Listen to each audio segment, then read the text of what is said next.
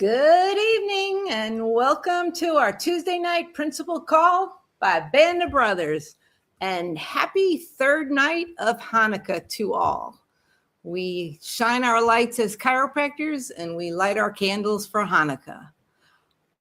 I have a great speaker that's going to be with us. But I say great because she's nice and young and she'll have some vibrancy for us to get on board with.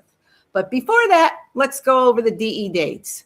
So, of course, we got our DE coming up on January 29th to February 1st. Get your hotel rooms, get your registration in. We're excited for that one. And then there's spring, April 16th to the 19th, and that's going to be at the Sheraton Sand Key Resort, Clearwater. Summer, back in Atlanta, July 16th to the 19th at the Atlanta Marriott Perimeter. And then we have the fall date, which is October 2nd to the 25th at the Marriott Perimeter Center also. I'm sure the next thing is going to be our teams. Yep, there it is. So we got those teams. I'm hoping each time I say it that you are all connecting with each other, sharing your wins. And if you need help, reach out. We're here for you. We only want to see you grow and be happy in practice. So now let's get to our speaker. Her name is Dr. Samara MacDonald, and this is great. She started coming by way of the LaFays, but her first DE was in January 2025, and here she is, not even done with 2025, and she's our speaker. So I'm excited to hear what she has to bring to us. So take it away, Dr. Samara.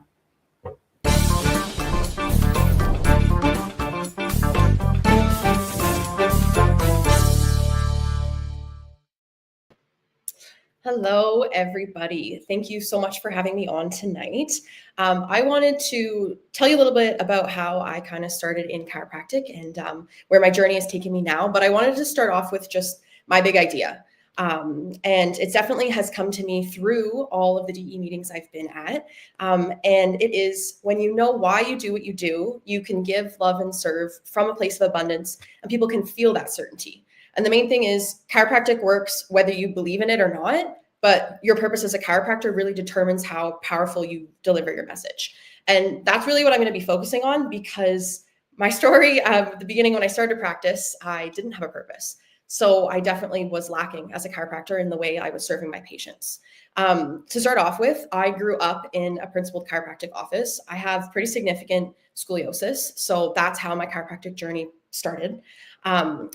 We went to the chiropractor if we were sick. We went to the chiropractor if we were stressed. We went to the chiropractor for everything. So I understood what chiropractic was doing for me, was doing for my family. And I thought the transition after I went to chiropractic college to practice would be seamless and easy, because I thought because I loved chiropractic, it meant I would love practicing. And I was very wrong about that. I practice in Canada also, so I went to the Canadian school here. So that was a little bit a part of my transition too, because we did not learn the principle in school. And that was also very surprising to me. So my first 6 months in practice were not terrible, but they were not fulfilling. I lacked purpose. Like I said, I didn't know how to explain the principle to my patients. I didn't know how to explain why the principle mattered so much. I just understood this adjustment's going to help, and let's go from there, which was difficult because I was just really questioning if I chose the wrong profession. So this is kind of where Dr. Steve LaFay and his daughter, Dr. Cass LaFay, came in, because I was really reaching out. Cass and I had gone through school together, so she kind of knew what was going on. And, I was looking for guidance, because I was seriously at a point where I was like, I picked the wrong profession. I don't know why I did this, because I was getting to the point where, at the end of my week, it would come and I was like, great, I saw 60 people. I don't want to do this for the rest of my life. Like, this was unfulfilling, and I'm tired, and I didn't even do that much. So they pretty much dragged me to a DE weekend that I almost didn't go to. And that's how this all kind of started for me. So on the plane, Steve always talks about, anywhere really, but specifically on our plane ride there, for me, Steve was talking about, what's your purpose and what's your goal for this weekend?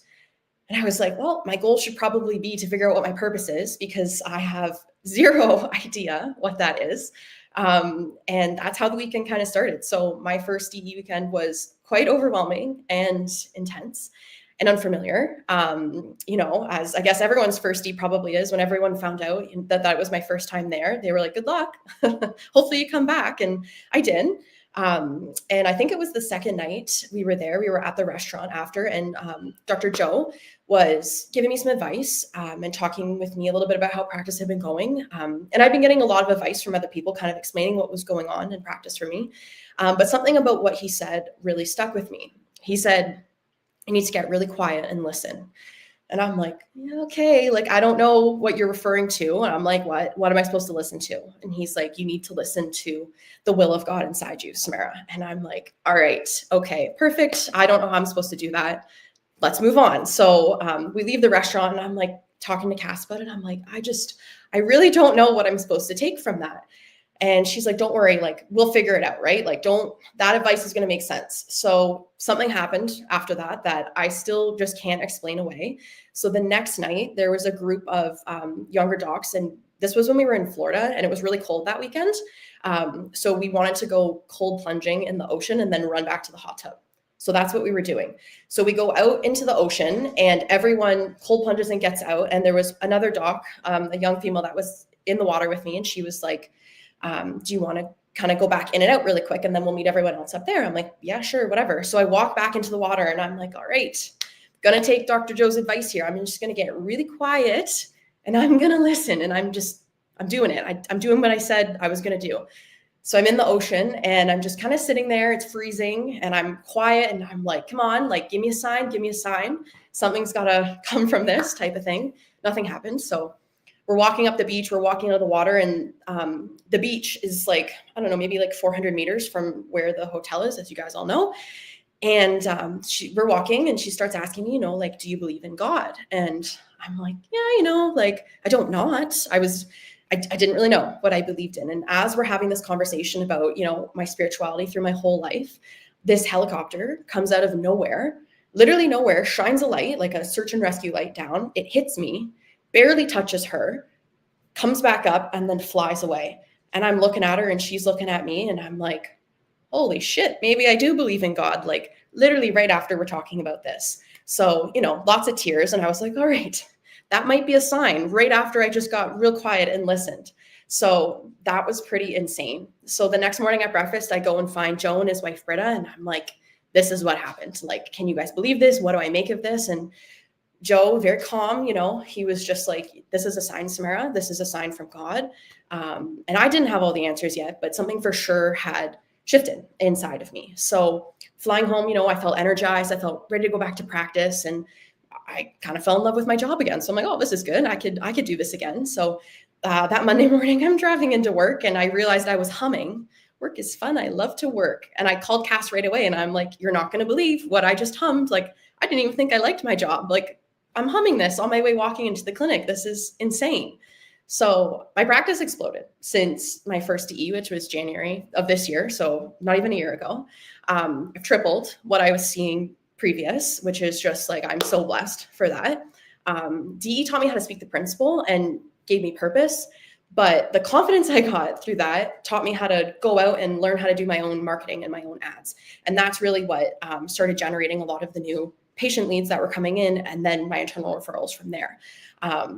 But purpose for me really wasn't just about success in that, because I didn't want to fixate on the numbers. I wanted to fixate on service of the patients, because that's really what I figured out my purpose was from the whole weekend. It was to give, to love, to serve from a place of abundance. And I wasn't trying to expect anything in return.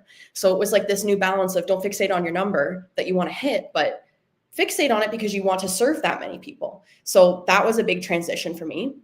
And, you come back from a DE, you're on fire, and then up and down, the world kind of gets you down a little bit. So I was doubting again one day, and a patient gets up off the table who was a tricky patient to begin with.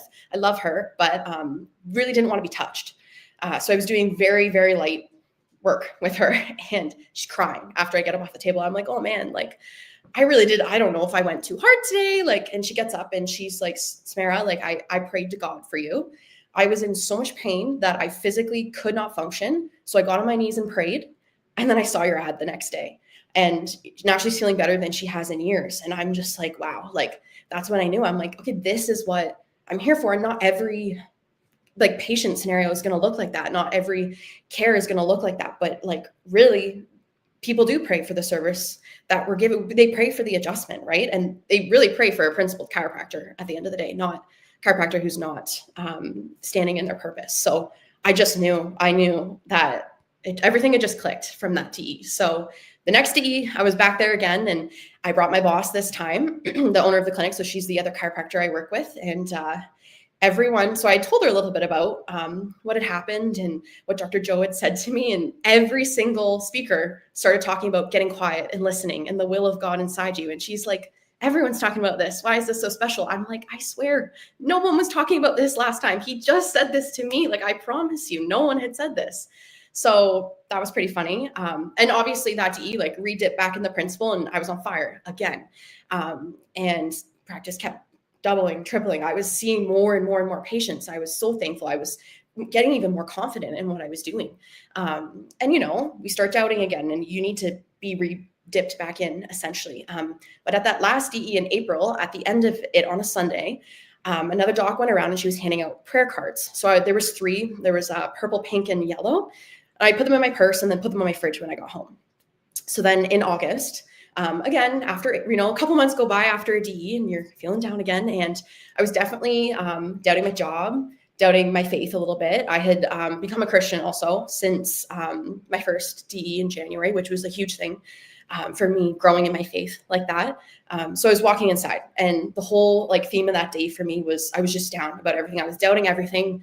How could all of this, how are we supposed to believe in all of this? Whatever. And we walk inside and something falls off my fridge.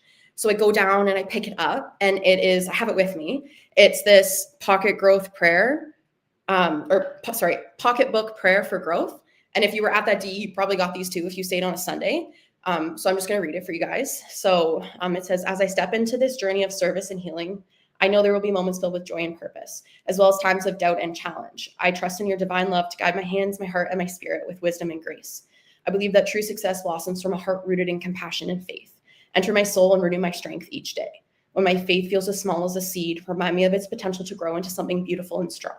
When my faith stands tall like a mighty oak, let me see its purpose to nurture, comfort, and provide care for those seeking healing under its branches. Help me approach every adjustment with humility, tenderness, honoring the sacredness of each life I touch. While growing my practice is a meaningful goal, growing in faith and service will always be my highest calling. So that was just another moment where I was like, wow, I keep getting these big signs that I just simply cannot ignore. And it's probably because I'm a little stubborn. But again, it's just another way of things from DE just coming back and anchoring me in my life here. And it's just, you constantly need to be re-dipped in the principle. DE really isn't just optional for me anymore. It's essential because especially in Canada, there are not as many principled chiropractors anymore because it's not something that we get taught in school at all. So in order for you to, be able to influence people the way we need to, you need to be strong, and your patients can't anchor to an unanchored mind. So that was one of the big things I learned. If I want people to be receptive to what I'm saying, what I'm doing, what I believe in, I need to be sure. I need to be absolutely sure that I know what I know. And again, going back to Dr. Steve Lefay, he's been the biggest guider for me through this, because sometimes I need more than every 4 months. I need some help and guidance. So he's always answered any of these questions that I have. And I don't know where I would be without that kind of guidance. So it's just amazing to me, because I know I love my job now. I know I love what I do. I know why I do it. And I know that chiropractic works, even if people don't believe in what we're doing. When you're sure, people can definitely feel that. And when you're giving from a place of love, God always provides. So I think just to say, when you know what you know, everything in your life absolutely changes. And getting strong and anchoring in my beliefs essentially allowed me to rediscover what I thought I knew about chiropractic. And again, growing up in that principled clinic, I think the little version of me essentially thought that I just wanted to be the chiropractor that adjusted me when I was little. And when I kind of got into those shoes and worked in the clinic that she used to own, I was like, oh, I can't be her. I'm not her. I don't have her hands. I don't have her knowledge. I don't have her technique. I have what she knew, and I was trained in the technique that she knew, but I need to figure out who I am, and I need to make sure people are receptive to me. And I'm just constantly reminded of that in practice, in life, that when you discover who you are and you get real quiet and just listen to what's going on around you and listen to what you already know inside, you just become more sure in who you are and what you can do as a chiropractor. So I definitely attribute a lot of honestly all of my success to everything that I've learned in DE, in knowing in the power that the body has to heal, and being able to like more clearly communicate that with my patients. And even just from not thinking about people as numbers so much, I think that was a huge struggle for me at the beginning. Like, I need to get to this number, or I need to see this many people a week. And we have these little sticky notes in my clinic, and we write like, what you're predicted to see each day, and then what you actually see, and then your tallies at the bottom. And that was something I used to fixate on. I'm like, no, I need to hit this number. I need to see this many people. And I think it was after the second DE that big change really happened for me of, well, it's not just that I need to hit this number. It's that more people actually need to be seen. More people need this. More people need help. And even coming home from the second DE I ever went to, or maybe it was the third. It was the third DE. We had a family who was all under care, and they were going through some financial struggles because the parents are separating. So the mom had stopped bringing the kids in and herself because they just didn't have the finances for it anymore. So I wanted to, do a compassionate care plan. And I was speaking with my owner, and she was like, well, what should we charge? I'm like, I think I'm the wrong person to ask. Free. Let's just do it for free, because these people need to be seen. They need this now more than ever. Like, look at what this family is going through. Look at what these kids are going through. So it's just funny. I don't think everyone, obviously we're running businesses and practices here, but it's almost just like, no, like I don't want finances to end up stopping people, because I'm so sure that everything I put out there will come back to me anyway. So it's truly, that transition was huge for me, because it wasn't about money anymore or numbers anymore. And it was about just like helping and giving to people and serving people from that place, instead of more of a closed mindset, or with a item in mind. And it's been truly what DE's done for me. I can't even put it into words. The massive amount of transition that's happened in my life in just a short, not even a year, which is just crazy to me. So yeah, I have absolutely appreciated every moment and every experience that I've had at DE. It has just changed who I am at a core, for sure, and just allowed me to return to the principal pretty much every 4 months, to just continually be dipped back in. And if I can't make it to a DE, luckily, Dr. Steve LaFay, he does these monthly calls with us, and we talk about the principal there anyway. So it feels like a mini DE for just Canadian docs anyway. Any doc can join, but it's mostly just Canadians on there because of the time changes and stuff. But it's completely opened my eyes up to honestly the will of God inside me. And anchoring in my beliefs has been a huge game changer for me. So I just really appreciate everyone for letting me come on here and kind of share a little bit about what has been changing in my life over the past 9 months, what has changed in my life over the course of my whole life in terms of what I thought I wanted to be and who I ended up becoming. And for all of those kind of key players in my life who gave me advice and helped me kind of get to where I am today. So thank you guys so much. And I really, really appreciate you guys letting me come on here and take the time to kind of share a little bit about the principal and what's been happening in my practice and in my life.